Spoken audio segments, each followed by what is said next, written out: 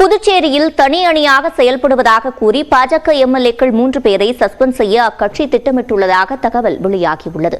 பாஜக எம்எல்ஏக்கள் ஜான்குமார், ரிச்சர்ட், கல்யாணசுந்தரம் ஆகியோர் கட்சி கட்டுப்பாடுகளை மீறி லாட்டரி அதிபர் மார்டினின் அறக்கட்டளைக்கு ஆதரவாக செயல்பட்டதாக குற்றச்சாட்டுகள் எழுந்துள்ளன. இதுகுறித்து கட்சி தலைமைக்கு தகவல் சென்ற நிலையில் அவசர அழைப்பின் பேரில் புதுச்சேரி உள்துறை அமைச்சர் நமச்சிவாயம் டெல்லி சென்றார். அங்கு பாஜக மாநில தலைவர் செல்வகணபதி மற்றும் புதுச்சேரி பாஜக பொறுப்பாளர் நிர்மல்குமார் சுரானாவுடன் அவர் கட்சியின் அமைப்பு செயலாளர் சந்தோஷை நேற்றிரவு சந்தித்தார். சந்தோஷிடம் புதுச்சேரி அரசியல் சூழல் குறித்து அவர்கள் விளக்கினர். இந்நிலையில் புதுச்சேரி சபாநாயகர் செல்வத்தை அவசரமாக டெல்லிக்கு வர கட்சி தலைமை அழைப்பு விடுத்தது. ஏனாமில் அரசு நிகழ்ச்சியில் பங்கேற்க சென்ற செல்வம் அங்கிருந்து விசாகப்பட்டினம் வந்து விமானத்தில் டெல்லிக்கு புறப்பட்டார். அங்கு முதலில் சந்தோஷை சந்திக்கும் அவர் பின்னர் நாடாளுமன்ற சபாநாயகர் ஓம் பிரகாஷ் சௌதாலாவை சந்திக்க உள்ளார். தொடர்ந்து மத்திய சட்டத்துறை அமைச்சர் அர்ஜுன் மேக்வாலை சந்தித்து அவர் விளக்கம் சூழல் குறித்து விளக்குவார் என கூறப்படும் நிலையில் விரைவில் நடவடிக்கை குறித்து அறிவிப்பு வெளியாகும் என தெரிகிறது.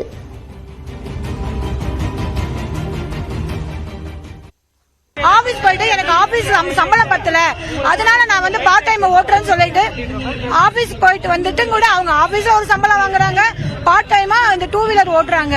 நாங்க என்ன சார் ஓட்ட முடியும்? நான் ஃபுல் டைமும் இல்லை பார்ட் டைமும் ஓட்டிட்டு இருக்கேன். ஸோ இந்த தற்சமயமாக ஆட்டோ டிரைவர்ஸ்னால நிறைய பேர்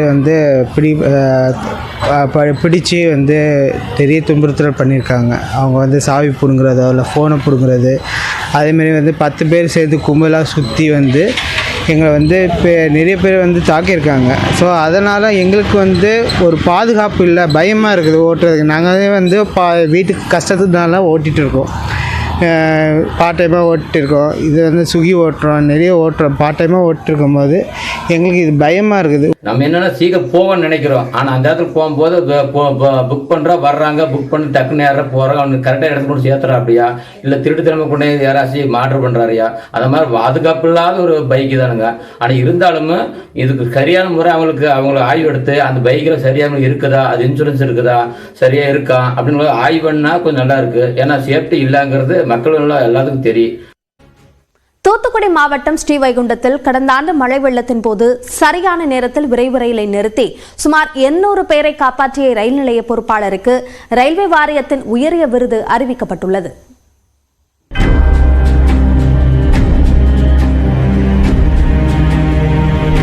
கடந்த ஆண்டு டிசம்பர் மாத பெருவெள்ளத்தில் ஸ்ரீவைகுண்டம் ரயில் நிலையத்தில் சிக்கிக்கொண்ட 800 பயணிகளுக்கு அந்த 3 நாட்கள் வாழ்வின் மறக்க முடியாத திக் அனுபவங்கள் என்றே கூறலாம். நெல்லை, தூத்துக்குடி, தென்காசி மற்றும் கன்னியாகுமரி உள்ளிட்ட மாவட்டங்களில் கடந்த ஆண்டு டிசம்பர் 17ஆம் தேதி அதி கனமழை கொட்டிக் கொண்டிருந்தது. சரியாக அன்று இரவு 8:25 மணிக்கு சென்னை எழும்பூர் நோக்கி தன் பயணத்தை தொடங்கியது 206006 என்ற எண் கொண்ட செந்தூர் விரைவு ரயில். வானத்தை பீய்த்துக் கொண்டு மழை கொட்ட ஸ்ரீவைகுண்டம் ரயில் நிலையம் வரை சென்ற செந்தூர் விரைவு ரயில் வெள்ளத்திற்கு நடுவே திடீரென நிறுத்தப்பட்டது. தண்டவாளத்தில் தண்ணீர் தேங்கியதால் ரயில் நிறுத்தப்பட்டிருக்கலாம் என்று முதலில் பயணிகள் எண்ணியிருந்தனர். மதுரை ரயில்வே கோட்டம் அறிக்கை வெளியிட்ட பிறகுதான் பயணிகளுக்கு தெரிய வந்தது சில மீட்டர் தூர இடைவெளியில் உயிர் தப்பி உள்ளோம் என்று. ஆம், மழை வெள்ளத்தில் ஸ்ரீவைகுண்டம் செய்துங்கநல்லூர் இடையே சுமார் 12 கிலோமீட்டர் தூரத்திற்கு பாதையில் சரளை கற்கள் வெள்ளை நீரால் அடித்துச் செல்லப்பட்டிருந்தன. இதை வழக்கமான சோதனை பணியின் போது ஸ்ரீவைகுண்டம் ரயில் நிலைய பொறுப்பாளர் ஜாஃபர் அலி கண்டறிந்து உடனடியாக ரயிலை நிறுத்தி சுமார் 800 பேரின் உயிரை காப்பாற்றியிருந்தார். அதன் பின்னர் 3 நாட்கள் வெள்ளம் சூழ்ந்த ரயிலுக்கு நடுவே தவித்துக் கொண்டிருந்த பயணிகளுக்கு நம்பிக்கை அளிக்கும் வகையில் கடும் வெள்ளத்தை கடந்து நியூஸ் 18 தமிழ்நாடு குழு முதல் ஆளாக ஸ்ரீவைகுண்டம் ரயில் நிலையத்தை அடைந்து செய்தி வெளியிட்டது. மீட்பு பணிக்கும் பெரும் பங்காற்றியது. இந்த நிலையில் பெரும் விபத்தை தடுத்து நிறுத்திய ஸ்ரீவைகுண்டம் ரயில் நிலைய பொறுப்பாளர் ஜாஃபர் அலிக்கு ரயில்வேயின் மிக உயரிய விருதான அதிவிசிஷ்ட் ரயில் சேவா புரஸ்கார் விருது அறிவிக்கப்பட்டுள்ளது.